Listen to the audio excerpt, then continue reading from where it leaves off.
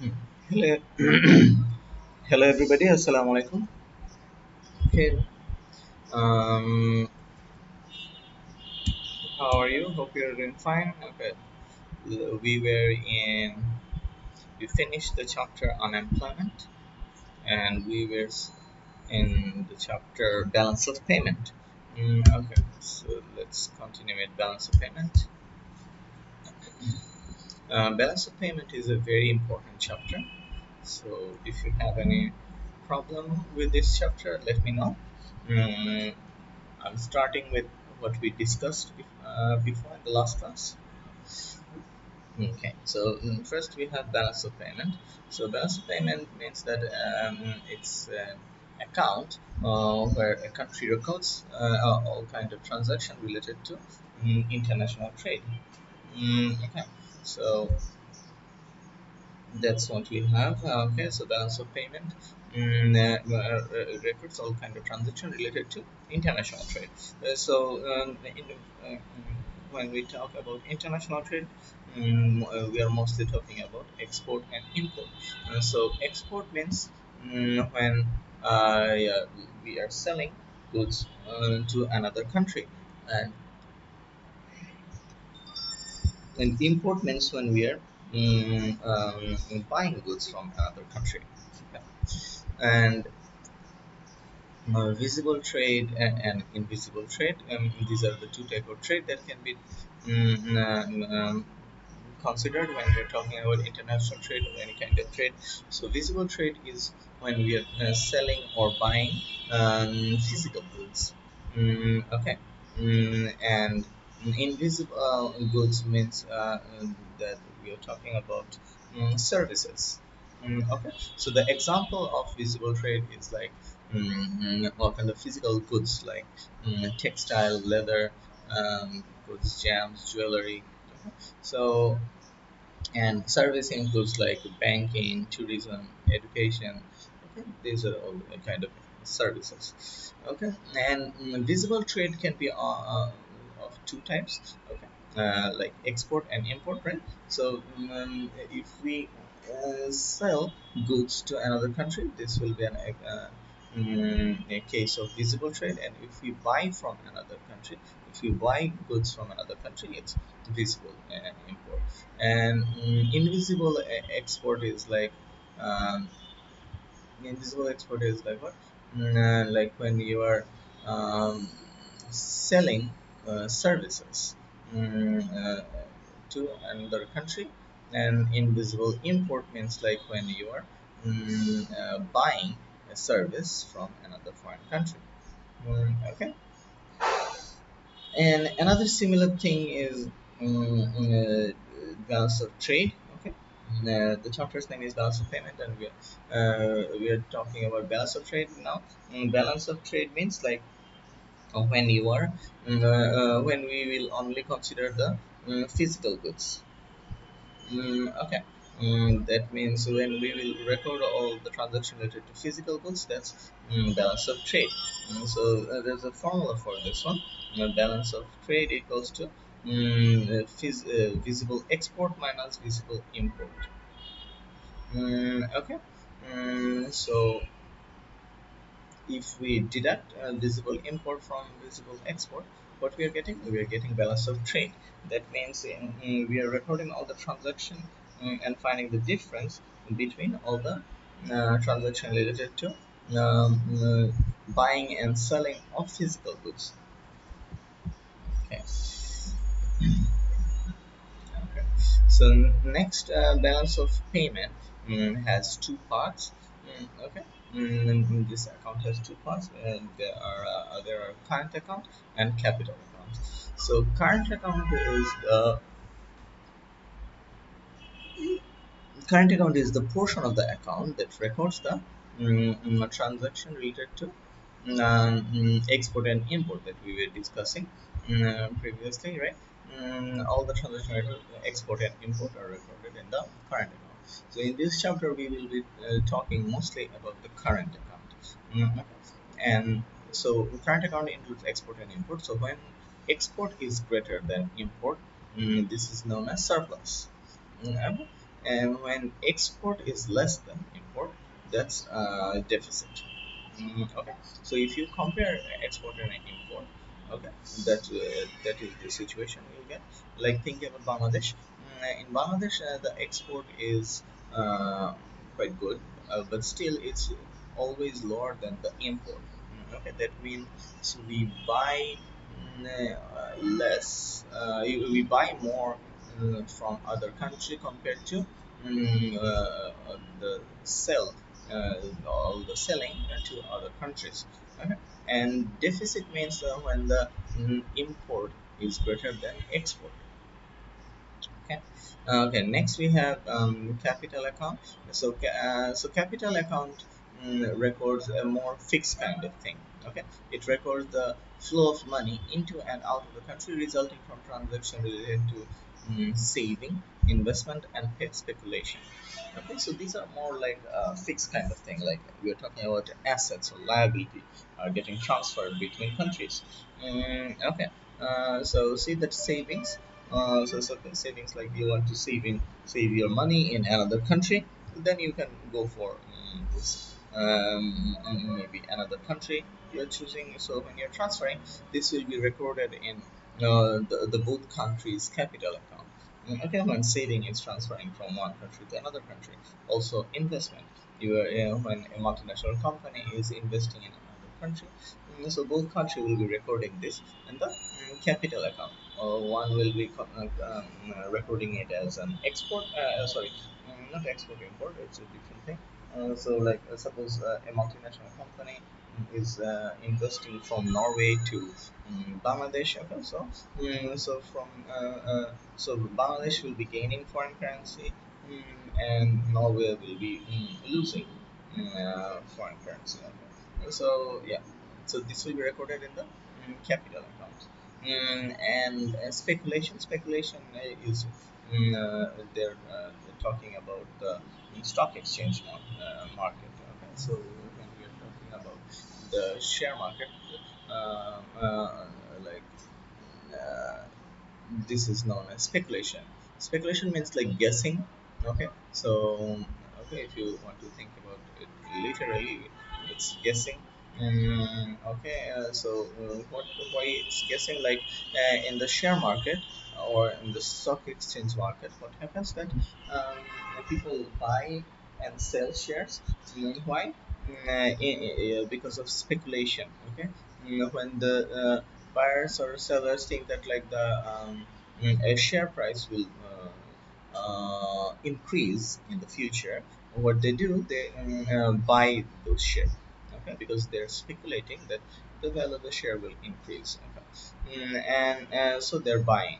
And when they expect that the share price will have become quite high, we must sell it because soon it will start to fall again. So at that time they will. Okay, sorry, there was internet problem.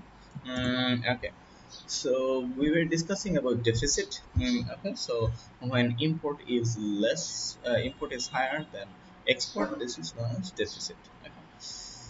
So it will increase the external debt.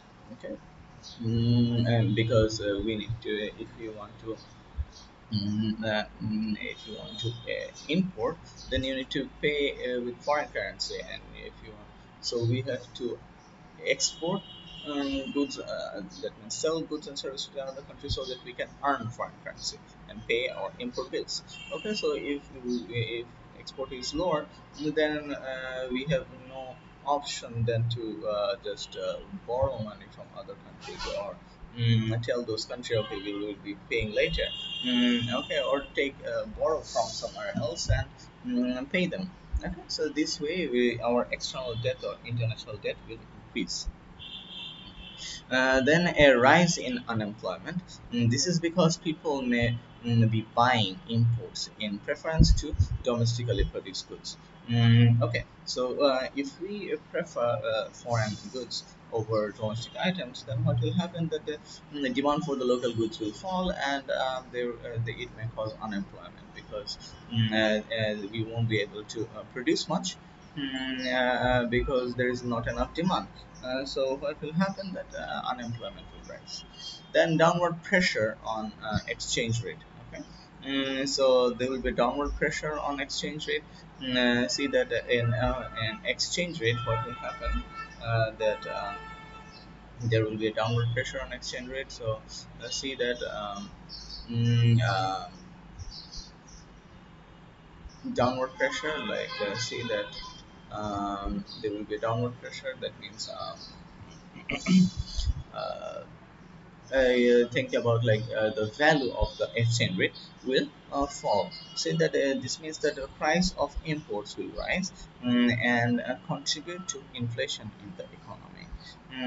Okay, so what will happen that um, exchange rate, that's the last chapter of the book. We will discuss in details in that chapter, but get a idea that exchange rate is basically the price of one currency in terms of another. Okay, so what's happening that when we are exchanging or selling goods and services between countries, exchange rate is very important. And when there is a fall in export and rise in import, what will happen? There will be a downward pressure on exchange rate. That means as we are importing more, what will happen? The demand for the home currency will be falling, and the supply of home currency will be rising. And so see what's happening that the value of the home currency may fall. So, and if the value of the home currency falls, then what will happen? That when we will be importing, it will become expensive to us, because as the value of the currency is falling, there is a downward pressure, so it's getting weaker. So when we are buying import from other countries, so what's happening that it will be seeming more expensive. Import will seem expensive to the locals, right? Because your local currency is becoming weaker compared to other currencies. Okay. So there's a downward pressure, so it will be a problem. High import will increase supply, and supply of your currency, and this will make your currency comparatively weaker than other currencies. Okay, so that's the problem. Import will become expensive to the locals. Okay, and the necessary imports, you have to go through your necessary imports. You have to buy them. You cannot skip them. So it will contribute to inflation as well. Okay, that means as the necessary imports are becoming expensive, yeah, will rise. The price level of the country will rise, and it may fuel inflation in your country. Next, we have it may reflect structural weakness. And so this means that domestic firms may struggle because they are not competitive due to a lack of investment. Okay. So for a long period of time, if we observe that there is always a deficit, so that means there is a structural weakness. There is a problem with the economic structure of that country. Okay, that's why it's happening. So see that what's happening, that the exchange rate is becoming sorry, the because of the structural weakness, deficit is suffered. Okay, see, think about Bangladesh. Okay, and they're always having a deficit. Okay, so that means definitely there's some problem with the structure of the economy. So the government or the economists need to find it and solve it. Okay? Because it's 50 years of our yeah, independence, right? So for last 50 years we've been suffering deficit. So if you see the trend, that's what we are having. We are having huge amount of export, but still lots of imports are there. So maybe some of the imports are not so necessary, like we could have controlled it. Or maybe there is the scope of improving the export. Okay, some way we need to solve this deficit and come up with a surplus. Okay, like if you think about China, they are having almost every year they're having surplus. Okay, so because they mm, uh, like arrange the economy in such a way that it's an export oriented economy. And almost all the world is buying from China, so that's why the huge amount of export is there. Okay, and there are enjoying surplus. Okay. Okay, now let's discuss about the effect of current account surplus. So, see what's happening at current account surplus. So, current account surplus means, yeah, right, more, the export will be present and then import. So, mostly we have uh, good effects. Okay, see. So the first one is saying that rising export will generate employment and economic growth. Okay, which is an opposite thing we discuss in the deficit part, right? Deficit part said that it may create unemployment, and here we are saying yeah, it may generate more employment. Okay, as we are exporting more, we need to produce more, so we more employment is required, right? So it's a so increasing export is like a solution to unemployment problem. And when you are producing more, you can also say that you are enjoying economic growth, right? So this is again a very good thing.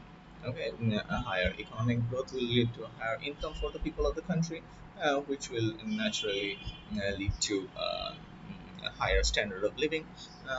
So it's a very good thing for the country. Next, we have a nation can build up foreign currency reserve or lend money overseas. Okay, so got it. Like when you are exporting more from than import, that means you're earning more foreign currency than you're paying. Okay, so so in previous case we say that in during deficit we will be suffering from external debt, but now we can say yeah we will have extra, so we can build a reserve. Okay, and then we have domestic shortage. Domestic shortage, like maybe we are exporting a lot and we are maybe even selling off all the goods, even the locals are failing to get it, right? So this may lead to domestic shortage. Okay, previous in some years, what happened that we there was a case that we exported the Ilish Hilsha fish. Okay, we exported Hilsha fish so much that it became a rare thing in our country. Okay, this because we are exporting more, so there are less amount available for the local people. Okay, we can sell to other country with a high price, so we are exporting more. And the local peoples were left out without any Hilsha fish. Okay, so if this situation takes place, that means we are suffering a shortage. Okay, but now the situation has improved. It's not because we are reducing export, but the government come up with some good ideas, like they restricted some periods, when the Hilsha fish gave it's like um, what do you call it, like